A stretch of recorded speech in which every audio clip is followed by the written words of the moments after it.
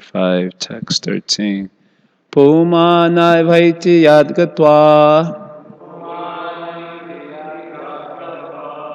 Bila swargham gato yatha Pratyagdhama vidhaiha Kim asat kamabhir bhavet.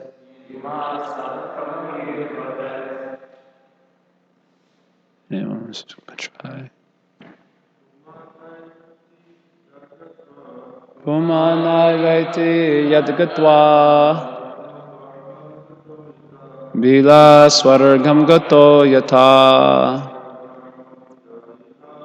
Pratyagdhama vidhaiha Kim asat kamabhir bhavet. Pumanai vaiti yadgatva Bila swargham gato yatha Pratyagdhama vidhaiha Kim asat kamabhir bhavet. Pumanai vaiti yadgatva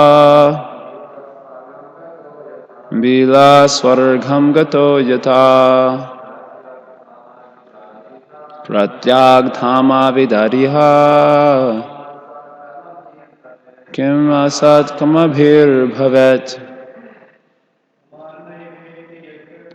Pumanai vaiti yadgatva Bila swargam gato yatha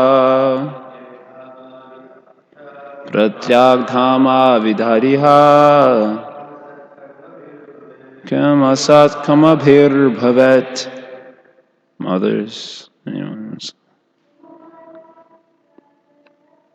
Pumanai vaiti yadgatva Bila swargam gato yatha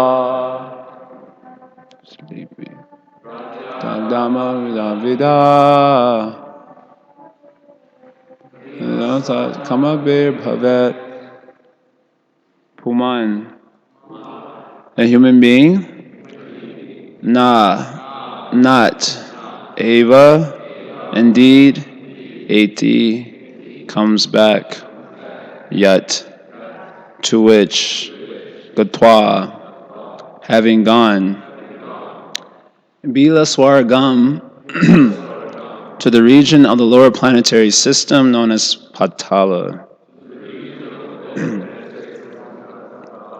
Gata, gone, yata, like, pratyagdhama, the effulgent spiritual world,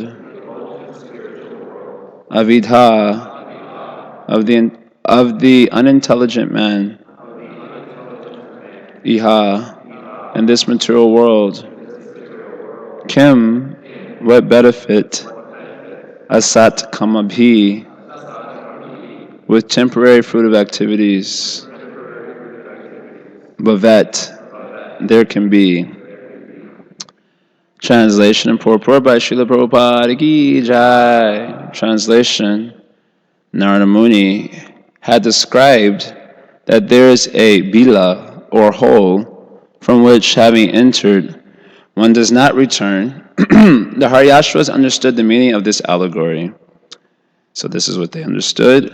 Hardly once has a person who has entered the lower planetary system called Patala been seen to return. Similarly, if one enters a Vaikuntha Dhamma, Pratyak Dhamma, he does not return to this material world.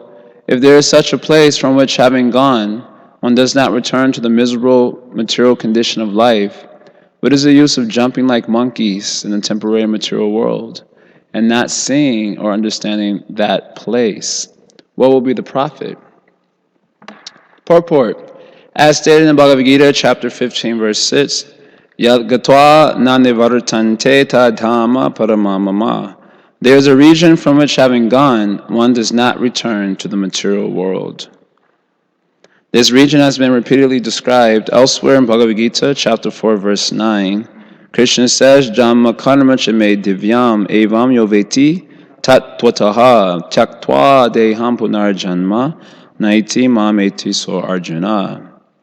Quote, one who knows the transcendental nature of my appearance and activities does not, upon leaving the body, take his birth again in this material world, but it attains my eternal abode.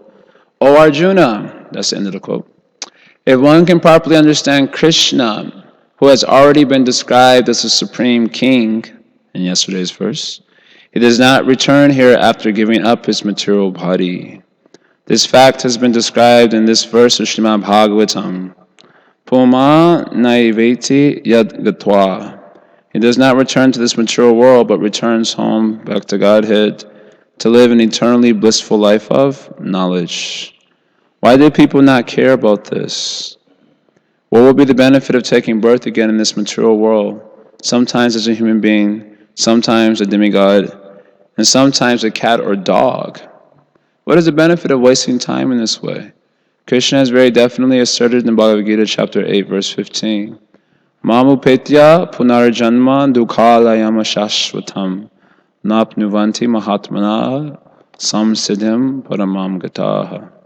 Quote, after attaining me, the great souls who are yogis in devotion never return to this temporary world, which is full of miseries, because they have attained the highest perfection. That's the end of the quote. One's real concern should be to free himself from the repetition of birth and death and attain the topmost perfection of life by living with the Supreme King in the spiritual world. And these verses, the sons of Daksha repeatedly say, Kimasat kamarbhir bhavet. Quote, what is the use of impermanent fruitive activities? Srila Prabhupada ki Jai. So in Narada Muni's little riddle or allegory, he had described a hole which, having entered, one does not return. So now that aspect of the riddle or allegory is being explained. It was understood by the Haryashvas to refer to the spiritual world. The spiritual world is that place which, having gone, no one returns to this material world. And it's being compared here to the Bilaswarga Gatoyata. That means just like Bilaswarga, we heard in the 5th canto, refers to the lower planetary systems. Bilaswarga means actually they're celestial realms. So just as above the earth planet, there's Swargaloka, which is a very celestial place, a place of sense gratification for the demigods. Then below the earth planet, there's Bilaswarga, which is a place of sense gratification, a lot of it too, for the asuras, the demons. So they also enjoy sense gratification. And below the Bilaswarga, there are the hellish planets. So there's a difference between Bilaswarga and hell. Sometimes you think lower planetary system means hell. At least I used to think like that. But there's a difference between the lower planetary systems and hell. Hell is below the lower planetary systems. So the idea here that's been expressed is that just as a person goes to the Bilaswarga, and he is not seen to return because he is enjoying nicely in Bilaswarga. Just like if you suppose someone goes to some exotic place of sense enjoyment like the Caribbeans or something. So you say, oh, so-and-so Bhakta went to the Caribbean, he was not seen to return. Why he is not seen to return? Because he's enjoying sense gratification very nicely. Therefore, he is not seen to return back to the temple. So similarly, someone goes to Bilaswarga, it is not seen that he is returned because he's enjoying a lot of happiness. That's the idea. So similarly, like that, somewhat like that, one is never seen to return from the spiritual world back to this material world because he enjoys great happiness. That's the idea. And that is the great happiness of love. The great happiness that can only be found in love of Godhead, prema. So because of that prema, pratyagdama refers to the spiritual world, the effulgent spiritual world, a world made effulgent by love. Understand? Just like sometimes in the material sense, when someone falls in love, someone may say, you look effulgent, you look different, you're shining, and they may say like this. Of course, it's usually in a very mundane sense, but it's a comparison to help us get an idea. The spiritual world is a place which is effulgent. It is made effulgent by prema, by love.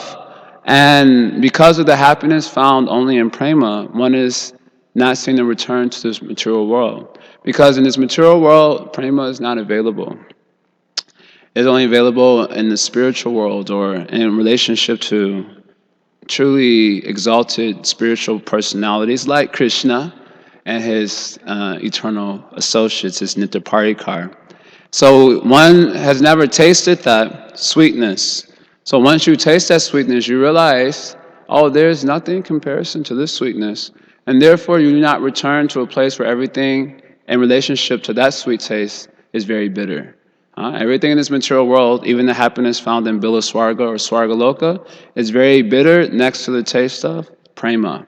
And therefore, once you taste sweet rice, if you have sweet rice, and before you used to eating only bitter things like bitter melon.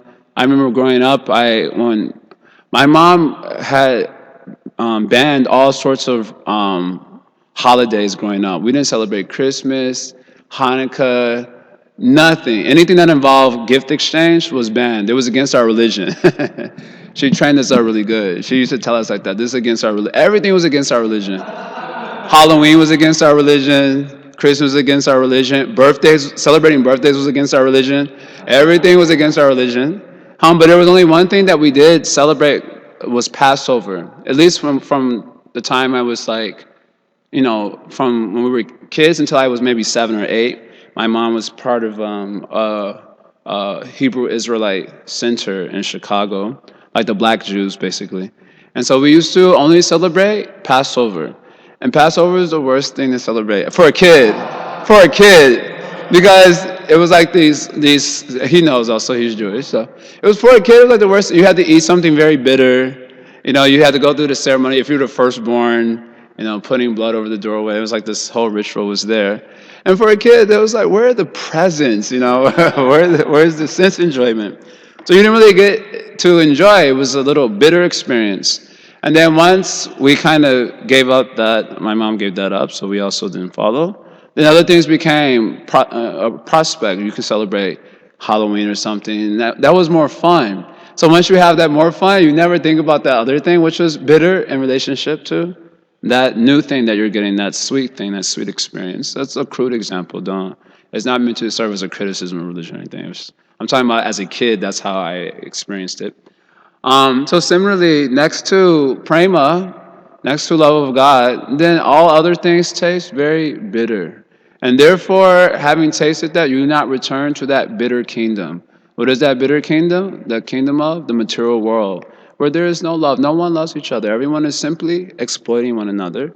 And they sometimes put a misnomer on it, like love, in order to trick you from realizing what is actually happening.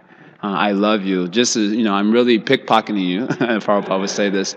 Prabhupada would call the wife. He said the wife is an expert pickpocket. But she will simply say, I love you. And so he's bewildered by that. And then she simply, give me this, give me that. Prabhupada would give this example.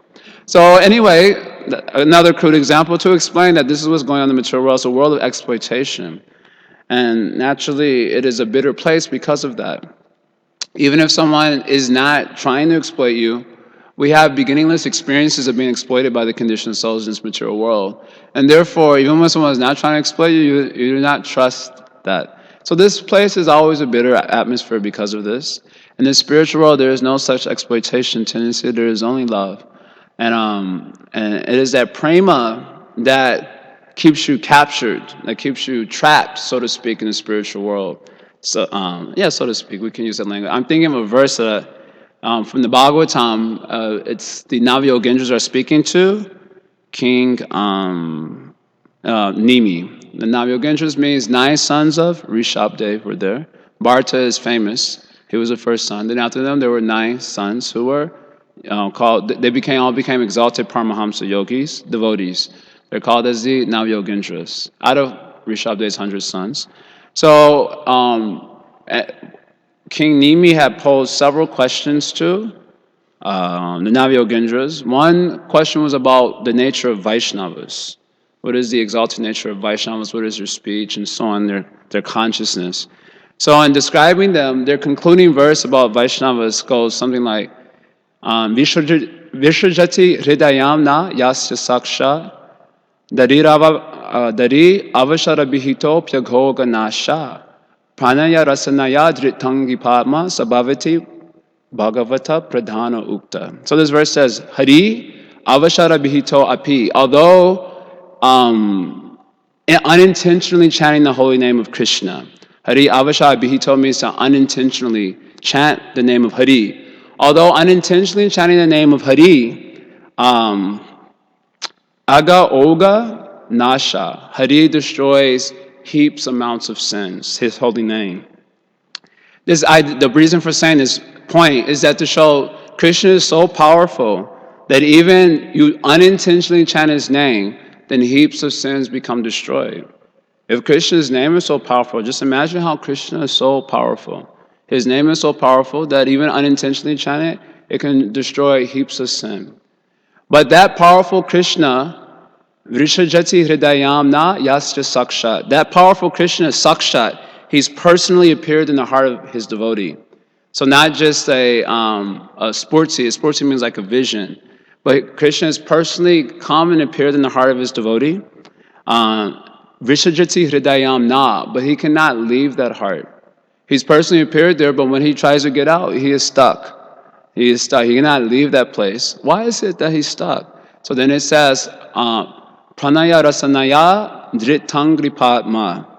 That because his angri padma, his feet are drita, his feet are held down or chained down, rasanaya, by the ropes of love. So this powerful Lord, he's so powerful that even his name can destroy heaps amount of sins. From past, we heard in chapter 2, from past, present, and future. That's how powerful holy name. You chant one holy name, Namabas, then for all sins will come up in the future also, they will be destroyed by that Namabas. That's how powerful Krishna is. But that powerful Krishna, he personally appears in the heart of his devotee, and he cannot leave that heart. He's trapped. He's trapped in the heart. Why? Because his feet are chained down by the ropes of love. So one who captures Krishna with the ropes of love becomes captured by Krishna. If you capture Krishna with the ropes of love, then you become captured by Krishna. Just like he cannot move, he will not allow you to move also. Understand? That's how I did transfer. Just as he cannot move anywhere, so he will not let you go anywhere also. Such is the nature of the rope of love. It's like a special weapon. The goal of life is actually to find out this weapon. The atheists, they try to conquer Krishna, but they're not having proper weapons for conquering Krishna. Their weapons are mental speculation. And the result of mental speculation, repeated birth and death. But there's another weapon that is possible to conquer Krishna. It's called the chain of love. There's such a thing called the chain of prema. And nature is you can capture Krishna's feet, and so he cannot move, so he will not allow you to move also away from him. This is called being captured by the rope of love. The nature of love is that it binds Krishna to his devotee, and it binds the devotee to Krishna. That's the nature. So really, pratyagdama, more than it means the kingdom of Krishna, is the kingdom of prema. The spiritual world is actually the kingdom of prema because prema rules there. Krishna doesn't rule in the spiritual world. That's a misconception. You try to get my point. Don't misunderstand. It's meant to be sweet. The point is that Krishna himself is controlled by love. Even Narayana himself says to Durvas Muni, Ambarish Maharaj, one verse is there where he says, Naham atmane asha se ma bhakti sarubher vina. Without devotees of Krishna, who I am their everything, then naham atmanam asha se, I have no desire to enjoy my transcendental bliss or the opulences in my kingdom. In other words, Narayana himself, not even Krishna, what to speak of Krishna? Narayana himself is saying that my kingdom, spiritual world, is made meaningful because of my devotees. And without them, I don't even desire to be in this kingdom also. In other verses there that Narada is speaking, I think that Krishna does not live in Vaikuntha. He does not live in the heart of yogis. These are all misconceptions, understand? Someone says Krishna is Vaikuntha, that's a misconception. Someone says Krishna is in the heart of yogi, that's a really big misconception. He's definitely not there. So where is he? He's in that place where those who have captured him with the ropes of love are chanting his glories. So the spiritual world is made effulgent, it is made meaningful for the Supreme Lord Himself because of the presence of sadhus, devotees of Krishna, who have captured Him with the rope of love, and therefore He captures them also. Just like He cannot move, He does not allow them to move also. So having fallen to that hole from which you don't return, why you don't return? Because Krishna won't allow you to return. Even if you say, I want to go back to the material world, He's too bad. Because you have captured me with the rope of love, now I'm not going to allow you to leave also. We are eternally bound to one another forever. Just like there's in the Krishna book, there's the gopis are upset with Krishna, so they want to stop thinking about Krishna, stop talking about Krishna, and so they start criticizing Krishna like anything, and saying that we're going to give up this Krishna. But even though we want to give him up, we cannot stop talking about him. We cannot stop thinking about him. This is our disease. They say in this way. Such is the nature of the kingdom of love. Everyone becomes a dancing dog in the hands of Prema Bhakti. So this is why once having entered the kingdom of love, once you're captured in that way, once one tastes that experience, then there's no returning back to this miserable world of sense gratification. Krishna says it in a simpler way in Bhagavad Gita. Vishayavani vartante niraharasya dehina rasa rajanaso piyasya parandrastana vartate. Krishna says that someone may restrict his senses from sense objects by some program of practice, austerity, and so on.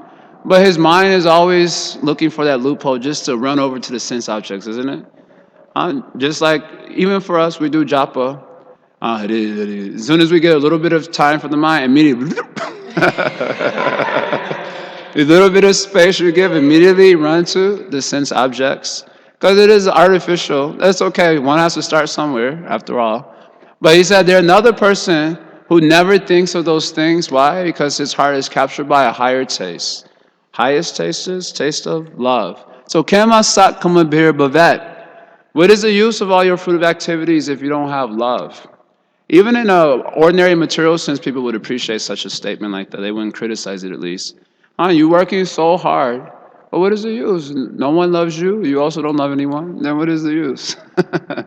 You have so much money, so much enjoyment. You have big palaces there, but no one likes you even. What to speak of love you? No one also likes you. They simply want to exploit you. Then what is the use of all your fruitive activities? You cannot have any happiness whatsoever. Either you don't have any love, neither anyone loves you, then you'll be so miserable. Despite having so much opulence, there will be no happiness whatsoever, isn't it? I know for me, my whole quest for spiritual life was preempted by a search for love. I often have mentioned this even in open discussions. I was looking for love, and I was always observing my friends because I had hoped that I would fall in love. This is the real meaning of falling in love. You fall into a hole of which you don't return. This is mentioned. The concept of falling in love is mentioned in the Shastras. You fall in love with Krishna. You fall into a hole from which you don't return, the hole of love of God. And I was always looking for that, and I was observing my friends. I had opportunities to do nonsense like any young person, but it had to be pure. Of course, my idea of purity was really messed up. I'm not going to even tell you what it was, but it had to be pure. Whatever it was, it kept me from involving myself in any sort of relationship before I came to Christian consciousness. And the reason is because I saw everyone was just exploiting each other. I could see my friends; they were always unhappy, and so I had got doubt. There is no love in this material world. I was getting a hunch. Maybe there is no love. So when there is no love, there can be no happiness. There is absolutely no chance to be happy. Even if you have so much opulence, so much wealth, beauty, but you have no one to share that with. Krishna himself is saying in the Bhagavatam. So Kemav Sat Kam and Bir Babet. If you don't fall into that hole, where there is love without any trace of exploitation, which can only be found in the pratyagdhama, the spiritual world, then what is the use of your fruitive activity? On account of not finding that, you will be forced into one body after another in search of that. Because all living beings are actually looking for this only. So Rishabh Dev, I already mentioned this the other day. Pritir nayavan maivasudeve namuchate deha yogena tava. That if you don't develop love for me, Krishna is saying, then you will not be free from accepting one body after another. What is the concept? Why accepting one body? Because we're in search of something. So you don't have to move if you found what you're looking for.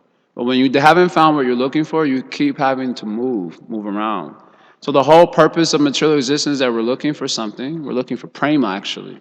And not finding that, you keep having to change bodies in search of that. So Rishabh's statement is like that. If you don't find it, then Namujita, you'll not get free from this quest of searching for things in the material world, searching for love in the material world. You have to fall into this hole. And of course, usually you think to fall into a hole would be easy. And it is, actually. If one hole is in the ground, it is easy to fall into that hole, but you have to find it. Just like sometimes the example of blind well, I'm now using blind well in a positive sense. Blind well, let's say, represents this hole in the ground, a hole of prema. But blind well is there in a big field. You don't know where it is at. So a huge, gigantic field, someone says, find that hole. Then you fall into it, you'll get prema. But suppose the field is as big as an ocean, huge, vast space. How you will find it? You will not find it anywhere. So similarly, although we're looking for this in the material world, we don't find it anywhere. Why we don't find it? Because the let's say map to that hole is in the heart of pure devotee of the Lord. So unless you contact sadhu who has that love, then you don't have the map to find it. You will not find it. And that way, Kemasat Kamambir Bavet. What is the use of all that you're doing? Just moving around, jumping like monkeys. Prabhupada says they're just jumping like monkeys, totally miserable. Yes. So this is my appreciation. Jamma Karma Prabhupada quotes various verses from the Bhagavad Gita, more or less expressing the same point. Once you attain the spiritual world, you do not come back. Jamma Karma Chame Divyam. If you understand the nature of my birth and activities, what is the nature of Krishna activity? All Krishna activity is compelled by prema. Just like in the material world, all of our activities are compelled by, lust, yeah, kama, fear. Bayam dutiya binivesha tashat. Ishara petasha viparyo ashmitahi. Srimad Bhagavatam, everything we do in this world is compelled by fear, actually. Isn't it? All movement, just analyze. Everything that we do is compelled by fear of being accepted or not being accepted, fear of being rejected, fear of survival, fear of not meeting my expectations or meeting the expectations of others. So many fears move our hearts in this material, isn't it? So many fears. If you have to just sit down and analyze for 10 minutes, you'll come up with 3-4 pages of fears that compel your actions in this world. But in Krishna karma and all his activities, they're all compelled by prema. Everything he's doing is moved by prema. So, Jama Karma Chame Divyam, Evam Yoveti Tatuta, if you can understand that, then you can also find that hole, you fall into it, you never come back to this miserable material world. So, these are some insights on this verse. Anyone want to say anything? Questions? Okay, 1, 2. Yes, Prabhu, Hare Krishna. In Chaitanya Charitamrita, we find a definition of what is priti, spiritual love, that although there's every reason for a relationship to be broken, still one does not abandon that relationship. Yeah, I like that definition. And it's a kind of a mysterious definition because in the spiritual world, everyone is free of envy, lust, and greed. So there's really no reason to break a relationship with Krishna. Everyone is, part of his is within his internal energy and is completely in love with him. And from Krishna's point of view, why would he want to break a relationship with his part and parcels? So I'm wondering why that definition is chosen by the acharyas. I cannot say, I have to ask them, but if I had to philosophically speculate where there's some room for that, according to Prabhupada, I would say that it's just a way to express love. See, when you have to express something very subtle, you have to use poetry to do it. Otherwise, there's no way. In other words, it's not just an intellectual affair that you're going to understand it. When you're dealing with a subjective reality, you need subtle things to express it.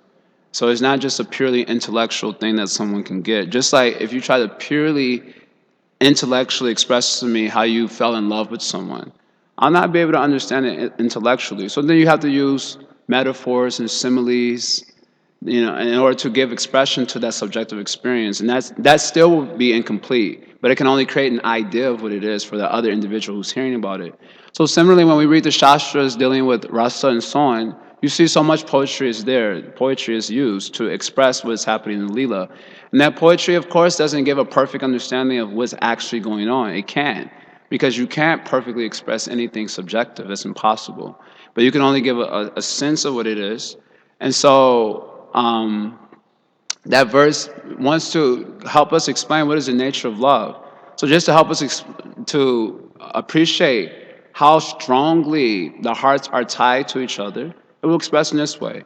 Even if there was some reason for that relationship to be broken, it is not broken. That is the nature of love. That even if there was some reason for it to be broken, then it cannot be broken. Now, if you want to analyze intellectual, what is the nature of prema, there would be no reason for it to break. Of course, there would be no reason to break it. But this is just to help reinforce the depth of what prema actually is. Because, like any mundane word, the word love also conveys a lot of mundane ideas.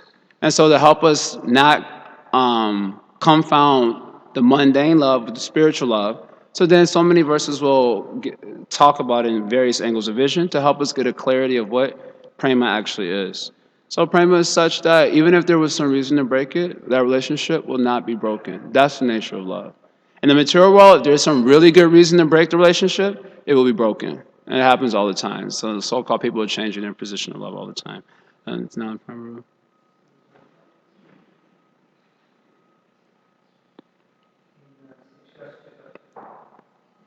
Eighth verse, there is the reference that, my dear Krishna, even if you make me broken-hearted. So if there is love, there is no concept of breaking the other person's heart. As I said, it's an appreciation. Behind that is the sense of accepting Krishna's supreme independence. Because in love, on the material side, two persons become obliged to each other. And in that sense, they don't exert their independence. However, unconditional love is to recognize that Krishna is supremely independent. He can do anything he likes. For example, when Krishna left Vrindavan and went away to Dwaraka and Mathura with the promise that he would come back, and he never came back. That's a reason for a relationship to be broken, but they didn't break. There's a reason. He never kept his promise. He just went away. But that's in fact that love became more enhanced. So it's to accept and give Krishna that full independence. Not that we are giving Krishna; he is anyway fully independent. But it's that acceptance of that full independence. You can do as you like. It does not matter. Okay, Jeremy had a question. Yeah, Jeremy.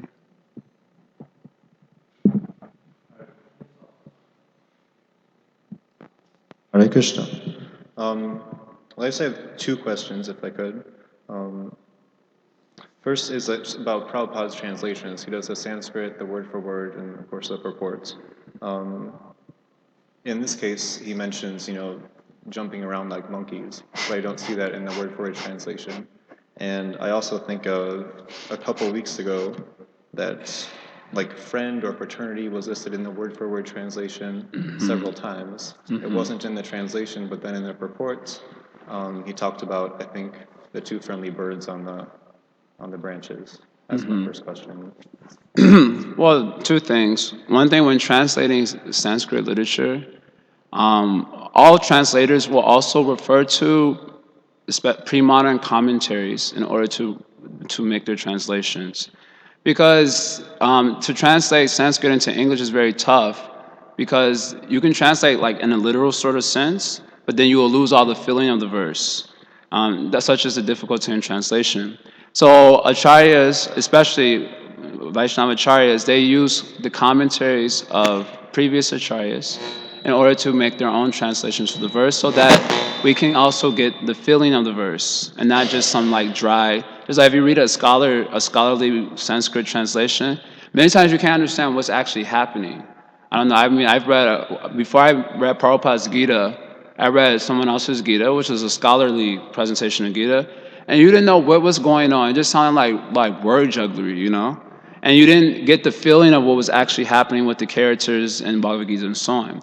Then when I read Prabhupada's Bhagavad Gita, it was all very clear, very simple, because Prabhupada's not just going to give you some like very strict rendition translation, but he's going to give you the feel of the verse also as it is understood by the previous acharyas. So oftentimes I've noticed this also in Prabhupada's books, and because I have some of the commentaries of some of the other acharyas in Bhagavatam, when I look at their commentaries, they would mention things like this that aren't mentioned in the verse itself.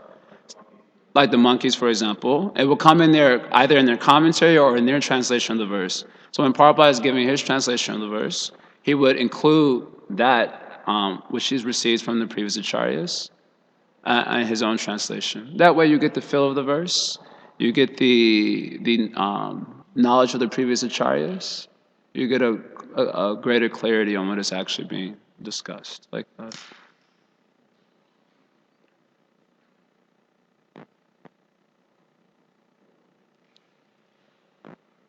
So the other one is about not coming back once reaching the spiritual worlds. I think, I can't remember who we heard it from a week or two ago, about how even if we are associating with Krishna in the spiritual world, that sometimes we join with him to perform leelas in the material world. Is this somehow different? I guess it's different than falling from the spiritual world? Yes. Prabhupada actually specifically explains this in the seventh canto, first chapter, where in the case of Jaya and Vijay were the doorkeepers of Vaikuntha. And it appears that they were cursed by some Brahmanas, and because of that curse, Narada Muni says, Parachuta, they fell from Vaikuntha. But Prabhupada clarifies in his purport in the first chapter, 7th canto, that that's not possible. He says, it's a fact, his words, it's a fact that no one can fall from Vaikuntha. So he said we should understand that their coming to the material world was due to the influence of the Yogamaya energy. So then he quotes Bhagavad Gita, he says, just as Krishna comes by the influence of his internal potency. So the residents of the spiritual world, they also come by the influence of Krishna's internal potency. Otherwise, then he says, otherwise it is a fact that no one can fall from Vaikuntha. Does that apply to, say, Bhakti Siddhanta? It applies to all devotees, all the acharyas. We accept them as nitya siddhas, so it will apply to all of them. They come by another spiritual, and therefore, in their lives, that you see such incredible things are going on that are just like humanly impossible. Yeah, at least as far as we can understand, humanly impossible. Yeah, some other Asikamanji wanted to ask something.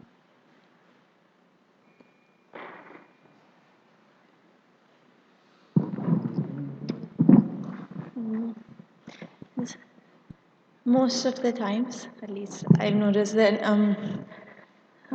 we may not be aware, even after we have come into devotional service, like you were, that we're looking for love. Even Bhagavad Gita says so. The other 4 reasons are not that. So, how does a devotee come to the understanding first that that is actually what we're looking for? And then when it is available, we're often looking for it based on our understanding of what it should be. And obviously nothing will match up because it's typically utopic in its nature and it doesn't exist. So how can one move from that position to actually starting to feel the love that's there and understanding the nature of Krishna's love? And once that is it, somehow it touches the heart, then there is the flakiness as we go through our devotional service of, oh, I can feel it, now I don't, and then I can, and then I don't, to then steadily experience it, or even the ways to go back and feel it from a strong position when you're then weak, to pull those emotions out. And so Yeah.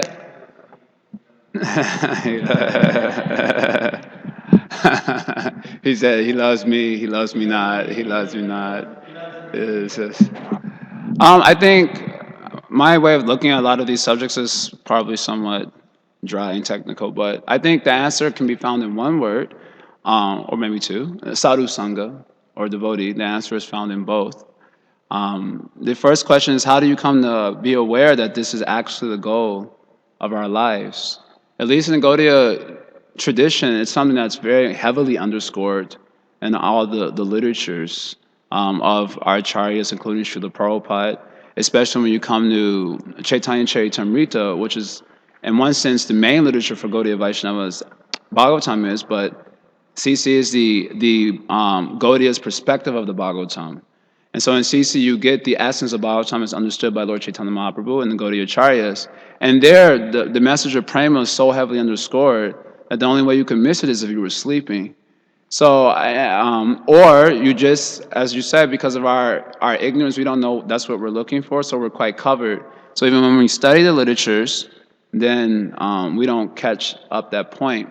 So then, and that the answer, from my understanding of it and my experience of this also, is that it lies in sadhus who bring out our faith to understand that higher reality. Because prema, love, spiritual love, is transcendental. And therefore, our only access to things transcendental in the material world is through by oral reception. Otherwise, there's absolutely no access to it.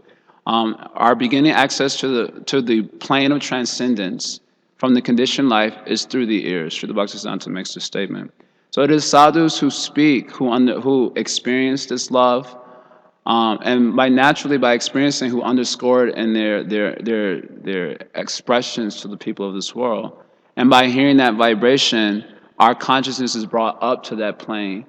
At least it's brought up to that plane. Our intelligence at least is brought up to that plane, and our consciousness begins to understand that this is actually what I'm looking for. And then as we start trying to move towards that goal of life, as you say, we experience this unsteadiness in our movement. For me, the way I normally look at a lot of these issues, like I said, a little technical, that's due to the influence of our anarthas. But our anarthas do not, they create obstacles in our movement towards the goal of love, but they cannot stop it if that's really what if that's really what our highest ideal is.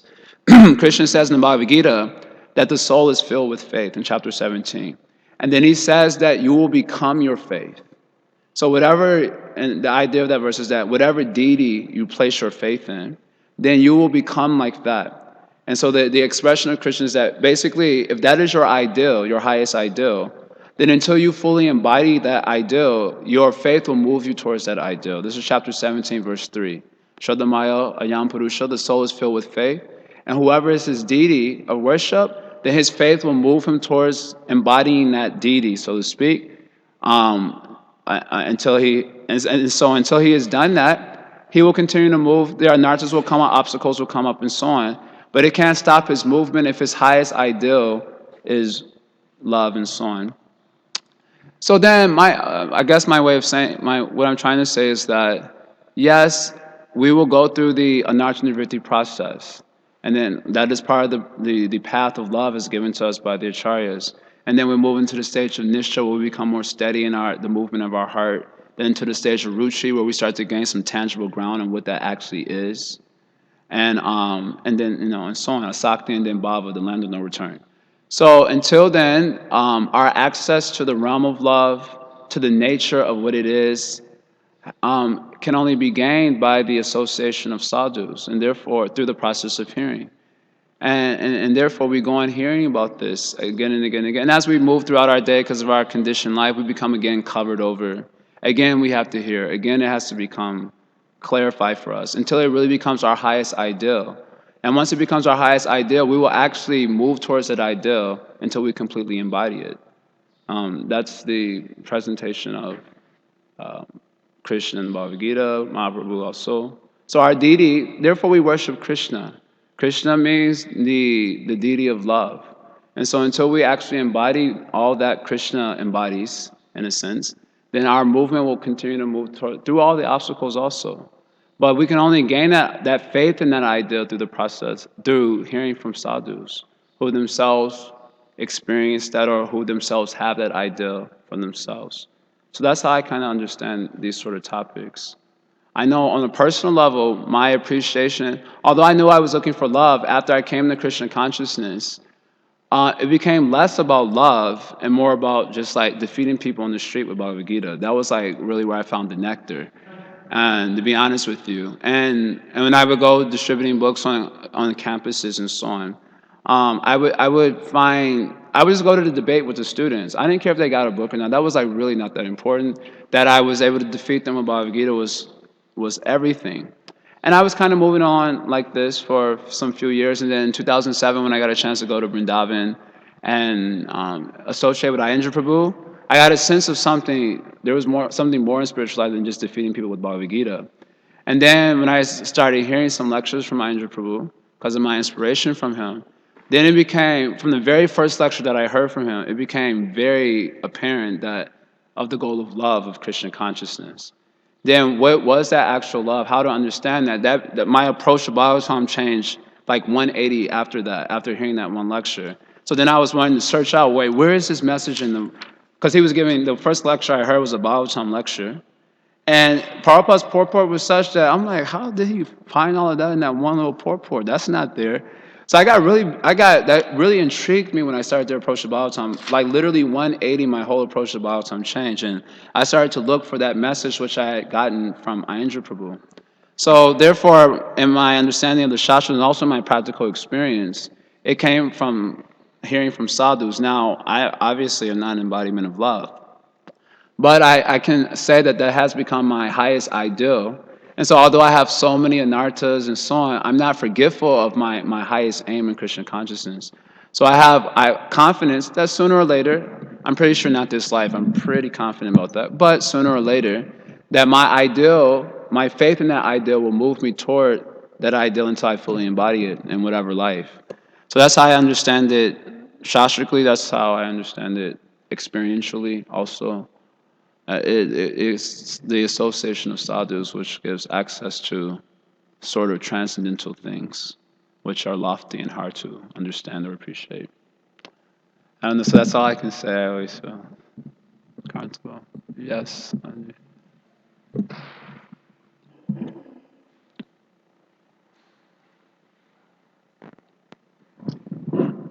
I really don't need a microphone. My voice is really big.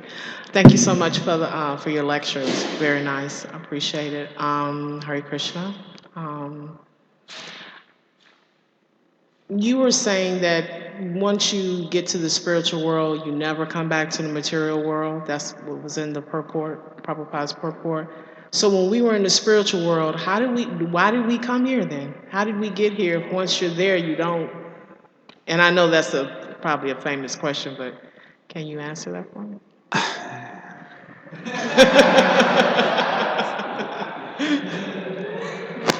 To be honest with you, I don't mind giving an answer, but my answer is a little controversial.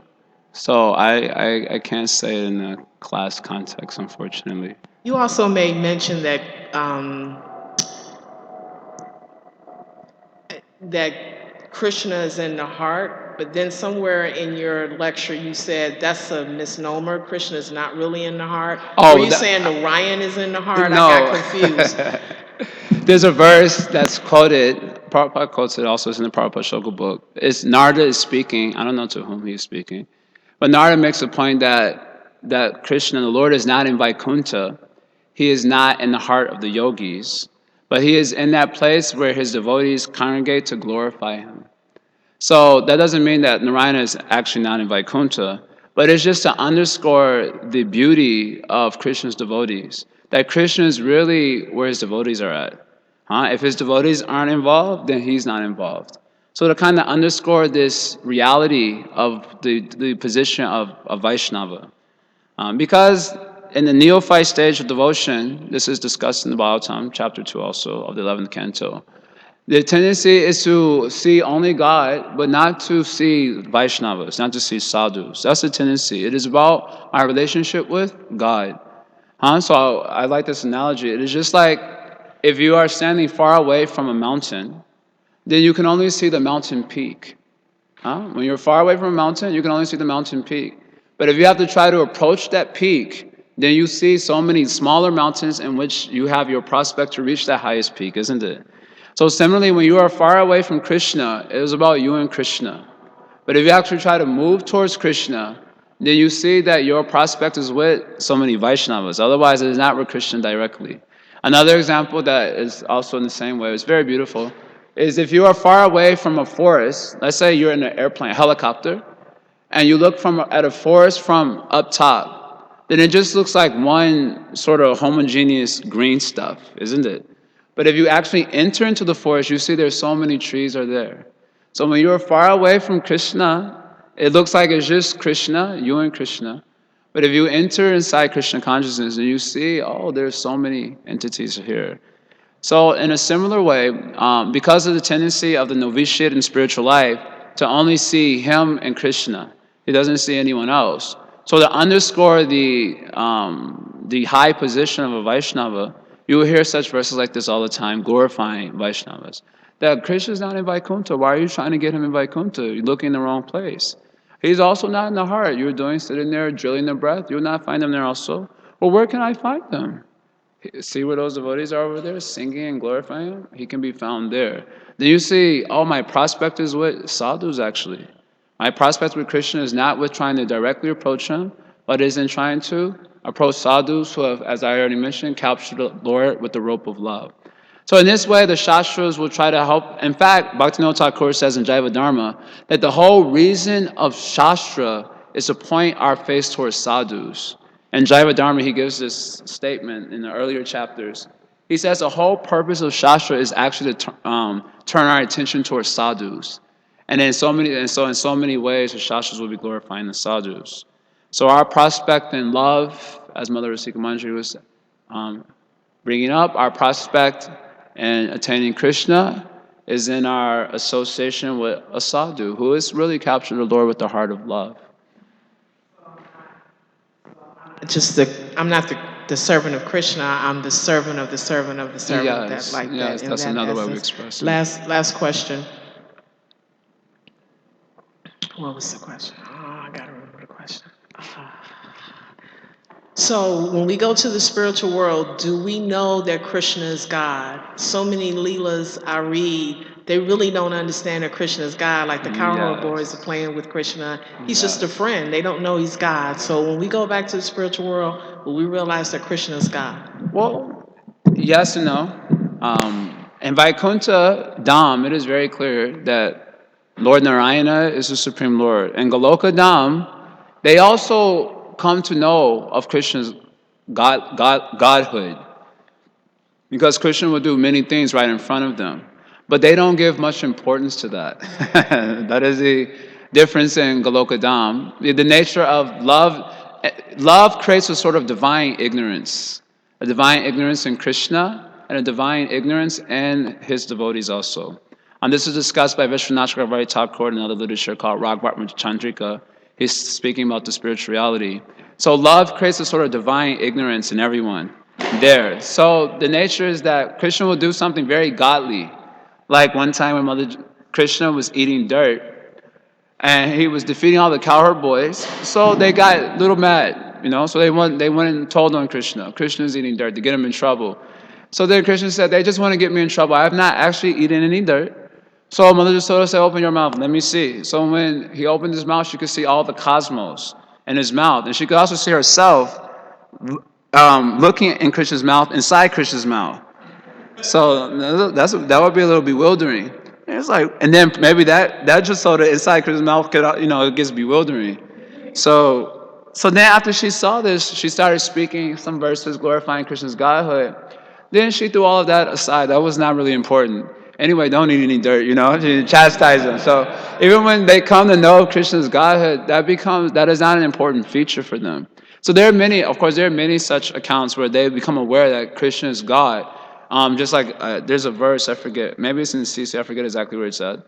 But a verse where Nanda Maharaj comes to know that Krishna is God. They hear Krishna is the Supreme Lord.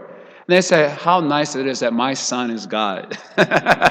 So that underscores my son, It's not that he's God, like you just got news he's God. Oh, how nice, my son is God, Or the gopis come to hear Krishna is God. Oh, how wonderful, my lover is God, So the underscore is their relationship with Krishna, not his post as God. In other words, his God is something like a post. So those who have an intimate relationship with someone, they don't think of that intimate relationship in terms of the post of that person.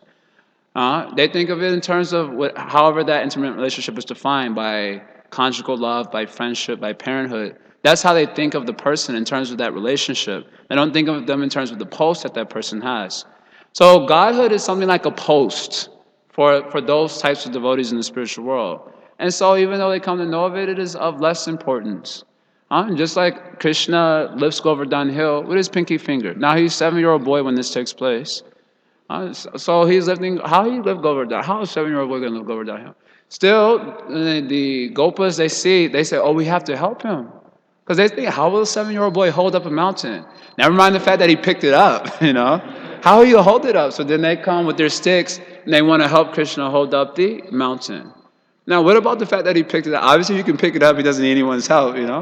But the nature of love is that it creates a sort of divine ignorance. And the material world also creates ignorance, not divine. It creates an ignorance that keeps us accepting one body after another. But you can, by a crude comparison, you can see that sometimes you see like two incompatible personalities, but they fall in love, and in the mundane sense, obviously, I'm saying here, they fall in love, and no one can understand it. Like this doesn't make any sense, and you give so many reasons why it doesn't make sense. So the idea is that love is a little irrational. I like to mention, Bhaktivinoda Thakur writes about this. It's a famous thing that I like. Bhaktivinoda Thakur says that ours is a kind of a philosophy that reasons to love, that reasons to the point of love. But then after you enter into the kingdom of love, reason is left at the door. Sorry, no entry. This is not a place for reason. It is a place for lovers. So in the realm of lovers, which is what Golokadam is, everyone there is a lover. Reason really has no place. Therefore, when scholars and others who underscore reason too much, when they hear about Krishna's pastimes, they feel irritable. And not so much irritable that this is just a imaginative mythology. That's not what irritates them. What irritates them is that people like us believe it. That becomes so agitating for them. We were discussing just the other day. So we hear Krishna lifted Govardhan Hill when he was 7 years old. And we're all like, Jai, Giridhara Ki, Jai, Haribo. We're all ecstatic about it. And the scholars like, these are grown men thinking this stuff. And then it becomes really irritating if some of them are like educated. They're PhDs and they're scientists, and they're also talking about Krishna lifted Govardhan Hill, and they're dancing and they're ecstatic. Then the scholars feel really irritable. I remember hearing a lecture from Rabindra Swarup Prabhu when I first joined. He was giving class about Krishna only in the Sunday feast, and one scholar had come to that class to hear the class. So after the class, he was some verse from Brahma Samhita Chintamani. He was discussing the spiritual world. So the scholar knew Rabindra Swarup. He knew he was a scholar also. So he went to Rabindra Swarup Prabhu and he asked him, do you actually take this stuff literally? He was like really bewildered that Rabindra Swarup Prabhu was just talking about it so unabashedly and with great joy. And so Rabindra Swarup Prabhu said, yes, I accept it literally, but I do not understand its literal purport. That was the answer that he gave to the scholar, because he too much underscores reason. Only things that resonate with reason will be accepted. This is called half-hand logic. Half-hand logic means one hen is there, that hen is giving a golden egg. But you have to feed it a lot. So you don't like the feeding part, but you like the golden egg part. So you cut off the head of the hen, and thinking that now I won't have to feed it, I'll get the golden egg. But if you cut off the head of the hen, then you don't get the egg also. So this is called as half-hand logic, where only that which resonates with my reason will be accepted. But that which doesn't resonate with my reason will not be accepted. Therefore, they can never understand the Janma karma of Krishna. Those who underscore reason as the all-powerful agent for understanding everything, they will never understand Krishna's pastimes, because can only be understood by lovers. So Janma karma chame divyam evam yo veti tatutaha. Those who understand it in truth. Who can understand it in truth? Only those who also love Krishna can understand it in truth. So without getting love, you can't really understand what is happening in the pastime. Even for devotees, when we study the pastimes, many things seem on the foreground very selfish. Just like the example that I like, that's easiest to digest this, is the cowherd boys, they one time go to Krishna, And they say that they are hungry, so they want to enjoy some of maybe the tall fruits in the Talavan forest. They want to enjoy that. And therefore, you need to go to the Talavan forest and kill Denukasura. One demon was there who was hoarding. He was not letting anyone get the fruits. So we want those fruits, Krishna. And please, can you go over there and kill Denukasura so we can get those? Now, that sounds like a very selfish thing. That's something we would do also. I want something. I go to Krishna, please, can you get it for me? Kill this person. And that seems like, really? Kill that person so that I can get what I want. That's what it. So when you look at it in the foreground, that's what it kind of looks like. But actually, the acharyas will explain in the commentary. Actually, the cowboys wanted to give those fruits to Krishna. But they knew that if they told Krishna very straightforwardly that Krishna, we want to get these fruits for you, Krishna will not do it. So because Krishna is attached to them, they said the only way to get Krishna to do it is to say, we want the fruits. But it actually was prompted by their attachment to Krishna and their desire to feed those fruits to Krishna. So when you don't know when you're not a lover, it just looks like a selfish affair is going on. So when they see the pastimes of Krishna with the gopis, they cannot understand what is actually the love that is being exchanged there because they are not lovers. Even for devotees, we're not lovers yet. We don't understand what is love. Then you'll misunderstand those leelas also. Spiritual world is only for lovers. People who are too attached to reason, you have to stay at the door. Huh? It's just like sometimes you knock on the door and they have that thing, what's the code, So spiritual realm is something very similar to that in this sense. That you try to go, but they say, what is the code? Do you have the stuff? Just like some China, you got the stuff? And the stuff is prema. And if you don't have the stuff, then you have no entry here. You have no business here. Those persons who are too attached to reason, only thing reason can help us do, Bhaktivinoda Thakur explains this. Reason can help us, like I said, ours is a philosophy of love. It reasons to the point of love. And then it obliges us to take up the process of developing love. And then only when you become a lover, you can enter into the club, so to speak, the club of lovers. Otherwise, no entry allowed. We're not going to let anyone up in here disturbing the mood, You come in there with all our material conceptions and attachments and so on. And you see the gopis or the gopas. I like to give this example where Krishna is walking in the forest with the gopas. This is described in Brihad Bhagavatamrita. And he walks behind a tree. One big tree is there. He walks behind a tree. And all the gopas start getting, freaking out. Where's Krishna? And they start rolling on the ground and crying in ecstasy. And then Krishna walks from behind the tree and then become, again, calm, Now, suppose we are in the spiritual world with our present consciousness like that. So Krishna walks behind the tree, all the cowboys on the ground rolling around. We would just be looking like, what's going on? Chill out. It's not that serious, Then they're like, you messing up the bob. Get out. You're messing up the mood of the spiritual world there. So therefore, no entry. Now, we're too attached to reason and analysis. Everything has to make perfect sense. Then that means we're not lovers yet. So it's okay, go on reasoning, with your 2 plus 2 and, philosophizing, analyzing, and go on with that, mental speculating, taking one body after another, analyzing, and getting bewildered. That doesn't make sense. This doesn't make sense. That doesn't make sense. Go on with that only. In the meantime, we're going to have fun playing leapfrog with Krishna. While you're analyzing, we'll be playing leapfrog with Krishna. When you become a lover, you can also play leapfrog also. Come join us.